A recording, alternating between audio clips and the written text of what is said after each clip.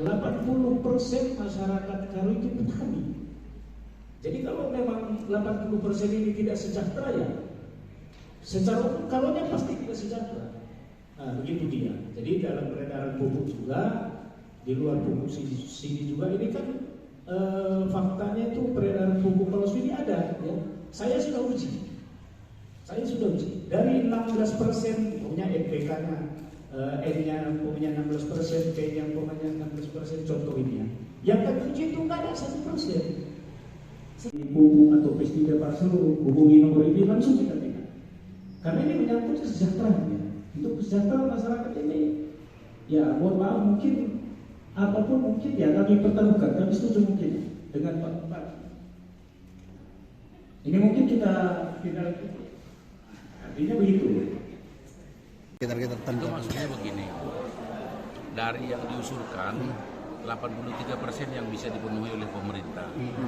Nah, jadi dari 83% ini kan enggak juga semua kecamatan menggunakan pupuk bersubsidi. Tentunya sesuai dengan apa tanaman yang ditanam oleh masyarakat petani di kecamatan masing-masing.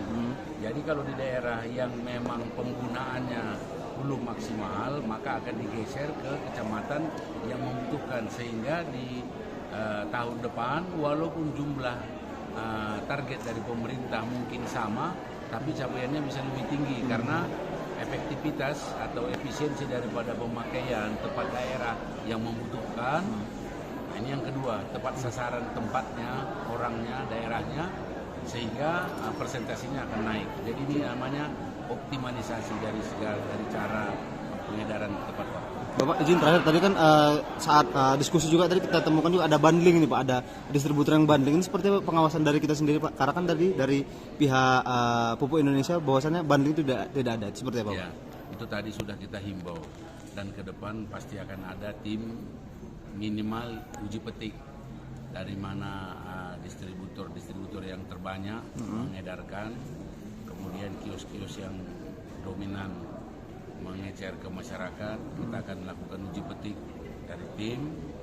Semoga dengan himbauan yang tadi sudah kita berikan, ke depan tidak lagi kita temukan hal-hal yang bisa merugikan masyarakat petani Karo. Supaya tidak lagi sama petani lah Pak ya? Oh iya betul, tentunya. Jadi kita harus membuat petani bangga menjadi petani Karo, menuju petani Karo yang sejahtera.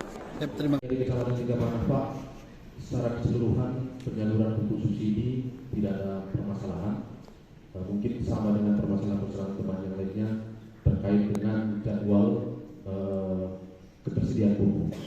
Namun hasil komunikasi kami dengan beberapa kepala desa kita ada memang permasalahan Pak secara teknis, secara administrasi, di mana di Kecamatan Tigapanah ada 29 desa yang baru masuk ke Kecamatan Tigapanah bertanggal 1 Januari 2023, yakni, dan pada kesempatan ini dapat kami laporkan bahwa data administrasi desa yang sudah pindah ke Kecamatan Tigapanah masih berada pada kecamatan yang lama di wilayah Amanrat, sehingga ada kesulitan administrasi.